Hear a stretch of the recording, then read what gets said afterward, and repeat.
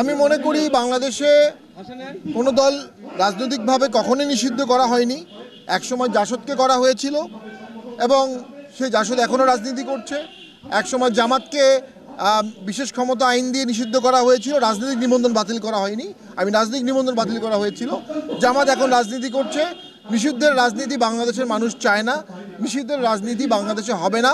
এবং অতি সম্প্রতি আমরা জানতে পেরেছি যে বিশেষ যে জেনোসাইড বা ওয়ার ক্রাইম ট্রাইব্যুনালে যে আইন সংশোধন করা হয়েছে সেখানেও কোনো সংগঠনের নিবন্ধন বাতিলের বিধানটি বাতিল করা হয়েছে, রাখা হয়নি। তো আমার মনে হয় দেশ কোনো রাজনৈতিক দল নিষিদ্ধের দিকে ধাবিত হবে না, দেশ অন্তর্ভুক্তিমূলক গণতন্ত্রের দিকেই ধাবিত হচ্ছে। আমরা একটি বড় জনসভা করার সিদ্ধান্ত নিতে যাচ্ছি। পার্টির চেয়ারম্যানের নির্দেশে আমরা ডিসেম্বর মাসের মধ্যেই উত্তরবঙ্গকে ঢেলে সাজাবো এবং দেশের স্বাধীনতা, সার্বভৌমত্ব, মুক্তিযুদ্ধের চেতনা, দেশে একটি গণতন্ত্রের স্বার্থে জাতীয় পার্টি তার দায়িত্বশীল ভূমিকা ইনশাআল্লাহ পালন করবে। আমরা কোনো দলের নিষিদ্ধের পক্ষে না, হয়তো বা রিফর্ম হতে পারে। আমি আওয়ামী লীগের সব লোক যে দোষী তা তো নয়।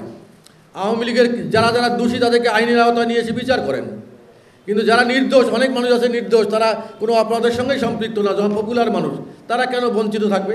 আমার কথা, কোনো দলের নিষিদ্ধের পক্ষে আমরা নই এবং এটা ইনক্লুসিভ ইলেকশনের জন্য একটা অন্তরায় আমি মনে করি। সেজন্য আমরা চাই সকলে মিলে অংশগ্রহণমূলক নির্বাচন হোক এবং যারা যারা এই হত্যাকাণ্ড বা এই তোমার ইয়ের সঙ্গে জড়িত, সে আওয়ামী লীগের হোক, জাতীয় পার্টির হোক, বিএনপির হোক, যারই হোক না কেন, তাদেরকে প্রচলিত আইনের আওতায় নিয়ে এসে তাদের সাজার ব্যবস্থা করা।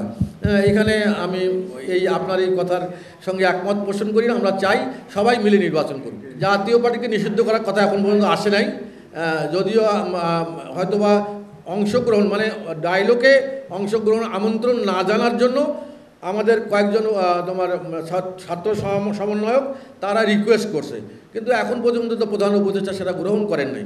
হয়তোবা সামনে যখন রাজনৈতিক সংলাপ হবে সেখানে জাতীয় পার্টিকে ডাকতেও পারে, না ডাকতে পারে। আমি সেটা ডাকা না ডাকা বিষয় নয়, আমরা চাই হলো উপদেষ্টার মুখে কথা শুনতে।